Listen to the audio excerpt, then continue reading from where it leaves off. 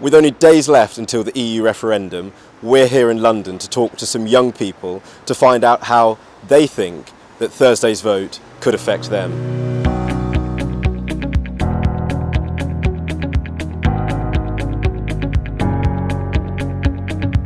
So firstly, how old are you? I'm 22 years old. 35. I am 26 years old. 25. I'm 23. 21. 39. What is your voting intention? I'm probably going to vote Remain. It's got to be Remain for me. Very definitely Remain. I vote to stay in. To stay in. I intend to vote in. I want to stay in. I'm going to vote out of the European Union. Definitely. How do you think it would affect you personally if Britain did decide to leave the EU? Me personally, I think money could get quite tight. I mean, personally, I doubt it would affect me immediately in any great way.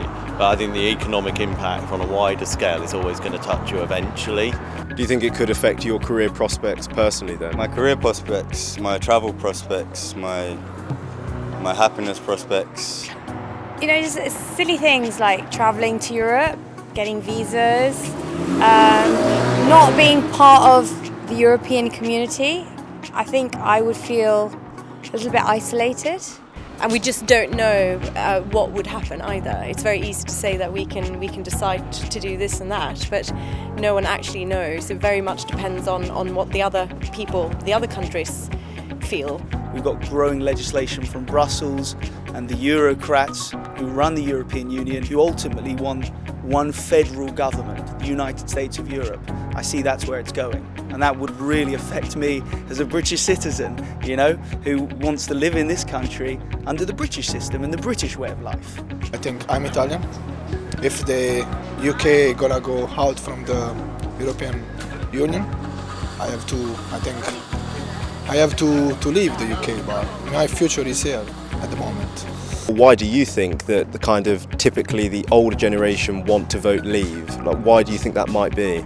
I mean, the short answer is because the older generation on average are more conservative socially and, you know, probably had more exposure to sort of the old Britain Second World War mentality of, you know, little Britain against the world. It's ironic because, of course, the referendum in '74, I think it was the same generation then voting us in, now looking like they might vote us out. I don't know, like, I grew up with very cosmopolitan friends, but then that's what London's always been like. London is a melting pot. Like, London is about everyone. Like, we don't have our own national dish, we have everyone's national dish, and it's about everyone getting together, and it's a beautiful cosmopolitan melting pot, and that's what England is. The young way and the young view is more to do with perhaps a social, you know, social policies whereby people, you know, like to think about the environment. I think the younger generation are much more international and they've got much more of a plan. Like, people in my generation would consider working in Europe just as much as they consider working in other parts of the UK. I think there's a big anti-politics element of this. It's a way of kind of saying that you reject what's going on politically, but it's not necessarily the right target for it. This is what the EU really advocates, you know. They're not about sort of individual freedom and people being prosperous in their own right. It's more about, you know, what can we do as a whole? How can, you know, where's the responsibility? How can we help people? And that's why I think a lot of young people, especially in universities, you know, they believe this. And final question then, this is your opportunity. Is there any message that you would like to give to the older generation that are intending to vote leave? I think definitely, you know, don't be brainwashed by Farage and Boris Johnson. I think definitely look at the arguments to Remain.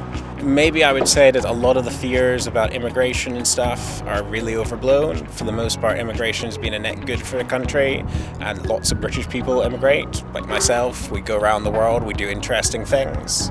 Don't believe the propaganda that people like Murdoch sell you with their working man Sun newspaper, which is not the working man at all. He's not got your interests in heart. He's got big business interests at heart. Probably most of us have a fair amount of friends and colleagues who are from abroad, and it really can affect everyone, and negatively, I think. vote to remain because I think it's the best option and the way to go ahead in the future. Give us a chance, give us a future, man. Let us look after this world. Like the European Union are generally interested in preserving this one planet that we have.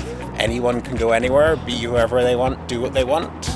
And that's a really valuable thing, which I just don't think is part of the mentality of a lot of people. They're more concerned with other people coming in, rather than this idea that you can go out, you can be part of this bigger thing.